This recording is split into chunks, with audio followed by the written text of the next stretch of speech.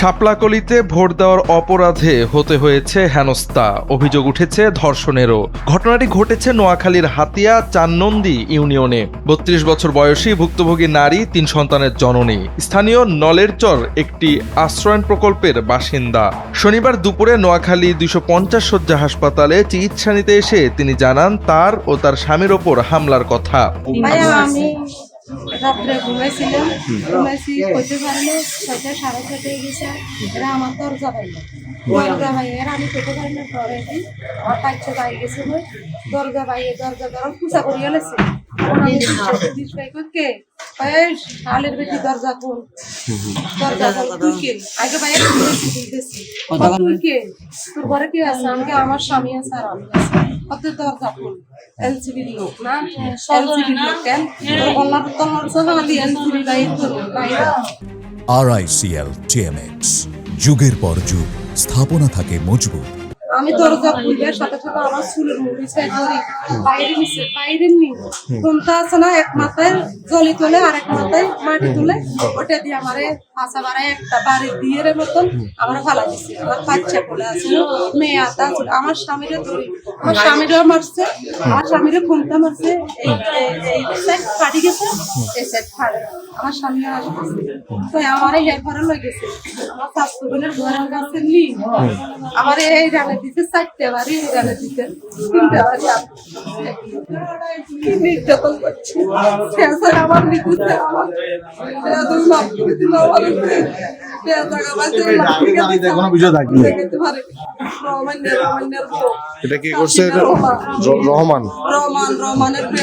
শুধু হামলা নয়, সাথে করেছে ধর্ষণও। একবার নয়, 2বার করেছে এমন কাজ, অভিযোগ ভুক্তভোগীর। আমার স্বামী সকালে আমি কেসিন রুমে ফলাতাম, সেইখান থেকে আমার নিয়ে এসে আমার স্বামীরে থুয়েছে। তো কে গেছে? একজন গেছে, 2জন। একজন দরজা ধরি খারিছে, ইমরান দরজা ধরি খারিছে, রহমান নির্যাতন করছে। রাত্রের বেলা নির্যাতন করান হয় নয়, তার মনে স্বাদ মিটে নয়। সকালবেলা ভোর 6টা সাড়ে 6টার দিকে আবার আসিয়ে রে আমার ঘর উন্না ফালাই দিয়ে রে, তো আমার সারা গল্লি গল্লি ছেঁচড়াইয়া এরপরে আলাদা আরেকটা ঘরে ঢুকাইয়া আমার রাত্রের বেলা ভালো করে খুশি করে খাবার দিবি, তাহলে আমি তোর কিছু করবো না, তুই শান্তি মতো থাকতে পারবি। তো আমি ডরে বয়ে ওনার কাছে রাজি হই আমি চলে আসছি। তুই হল্লা তলাইতে হাত দিছে, শাপলা কলি খাইলে বাসে আর ডুবে, বাসে আর ডুবে, বাসে আর ডুবে এমনি করছে। এগুলো করে আপনার উপর নির্যাতন করছে। শাপলা কলির পোস্টার একটা আমার তোষকত তলাইছি, আল্লাহ ইকারে রহমান্না আমারে এনসিবি দাবি ঢুকছিল। তুই রহমান্না আরো শান্তি দে না, রহমান্নার বোনের, রহমান্নার বউ, রহমান্না আমার আজক, আমার বোনের রেখ, আমার বোনের হিডিয়ার কত তোর বোন কই গেছে, আমার তো মার ধরুন লাগে। আর বোনের জামাই মেডিকেলে, মেডিকেলে রহমান্না যে কটা মাস সরকার ফল দিছিল, তুই রহমান্না শান্তিতে না, রহমান্না মানুষের ঘরে গলে গলে গলে গলে সবসময় এই দুপুর বসে রহমান্না এই করি খা। রহমান্না কাজও করবে না, কামলে দূরে সে রহমান কি করে? সাথে কি বিএনপি করে না আমাদের বিএনপি করে? বিএনপি করে। আগে আওয়ামী লীগ ছিল সরকার। এ বিষয়ে নোয়াখালী 250 শয্যা বিশিষ্ট সদর হাসপাতালের emergency medical officer doctor Mustafizur Rahman বলেন, আমরা তৎক্ষণাৎ রোগীকে ভর্তি করেছি এবং শারীরিক পরীক্ষার জন্য আমাদের গাইনি বিভাগে পাঠিয়েছি। বাকিটা গাইনি বিভাগের চিকিৎসকরা পরীক্ষা নিরীক্ষা করে চূড়ান্ত ফলাফল জানাবেন। আমি ডাক্তার মুস্তাফিজুর রহমান, ইএমও, 250 শয্যা জেনারেল হাসপাতাল নোয়াখালী। আমার কাছে হাতিয়া থেকে অনেকগুলো রোগী আসছে, তার মধ্যে একজন রোগী বিবি কুলসুম, 32 বছর বয়স। আমার কাছে এসে উনি কমপ্লেইন করেছেন ওনাকে মারধর করা হয়েছে এবং সেক্সুয়ালি অ্যাসল্ট করা হয়েছে গতকাল রাত 11টার সময়। আমরা সেই জন্য রোগীটার তাৎক্ষণিক ব্যবস্থা নিয়েছি এবং ওনার শারীরিক পরীক্ষার জন্য আমরা আমাদের সেই গাইনি ডিপার্টমেন্টে ভর্তি করিয়েছি।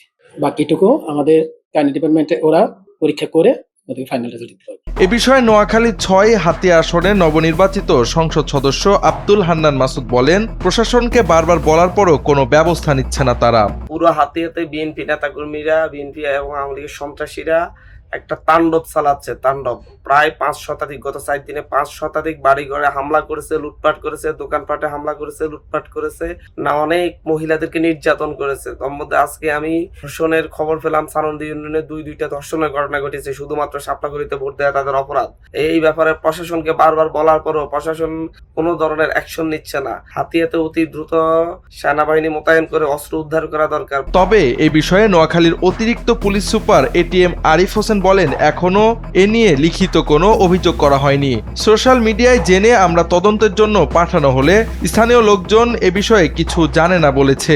তবে ভুক্তভোগী নারী যার বিষয়ে অভিযোগ করেছে সে ওই সময় হাসপাতালে চিকিৎসাধীন ছিলেন বলে তদন্তে পাওয়া গেছে। আজকে আপনারা দেখছেন যে নোয়াখালীতে সোশ্যাল মিডিয়া এবং বিভিন্ন প্ল্যাটফর্মে একজন নারী অভিযোগ করছেন যে সে ধর্ষণের শিকার হয়েছেন এবং একজনের নামে অভিযোগ করছেন। তো আমরা ঘটনাটা জানার পর আমাদের কাছে লিখিতভাবে কোনো অভিযোগ করেনি বা ফোনেও কেউ জানায়নি, কিন্তু আমরা সোশ্যাল মিডিয়া বা আপনাদের কাছ থেকে জেনে বিষয়টা আমরা তদন্তের জন্য আমরা অফিসার পাঠাই, আমাদের এডিশনাল এসপি একজনকে পাঠাই এবং একজন ইন্সপেক্টরকে ঘটনাস্থল যেটার কথা বলছিল সেখানে পাঠাই। তো স্থানীয় লোকজন এই বিষয়ে কোনো জানে না, তবে স্থানীয়ভাবে মারামারির ঘটনা ঘটেছে বলে তারা জানায়। আজ সকালে মারামারির ঘটনা ঘটেছে এবং গতকাল সন্ধ্যায় মারামারির ঘটনা ঘটেছে।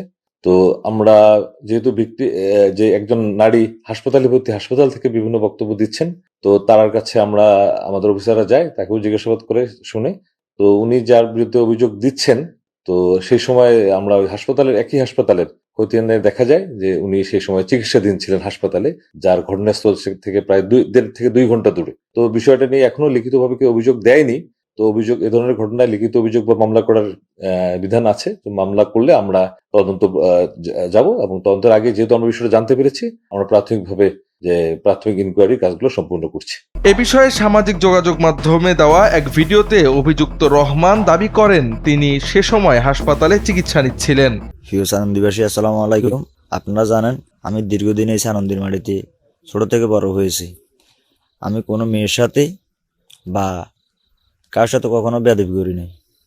আমি গতকালকে এসা জানার পরে আমি বাসা থেকে বের হই, বাজার যাওয়ার পথে আমার উপরে এনসিপির লোক আক্রমণ করে। এনসিপির লোকজন আমার উপরে আক্রমণ করে। ওরা 7-8 জন মিলে আকবর মাঝি, মিরাজ, তারপরে শাকিল, তারপরে হেলাল, এনে প্রায় 8 জনের মতন আমার মারধর করছে, আমারে কপাল চাই এখানে কোপ দিয়েছে, একটা কোপ দিয়ে লাইছে। তো আমার কোপ দেওয়া অবস্থার মধ্যে পিছনে একটা মহিলা ছিল, মহিলা স্বীকৃতি দিছে। সেই মহিলাকে তারা বাড়িতে হাতে ডোয়া ভাঙিয়ে লাইছে, তারও হাত ভাঙিয়ে লাইছে। তা আমার নিছি ফকল বাজার ফার্মেসিতে নিয়েছি, এখানে আমার ট্রিটমেন্ট চলে। এখানে ট্রিটমেন্ট থাকা অবস্থা 1 ঘন্টা 1.5 ঘন্টা ছিলাম।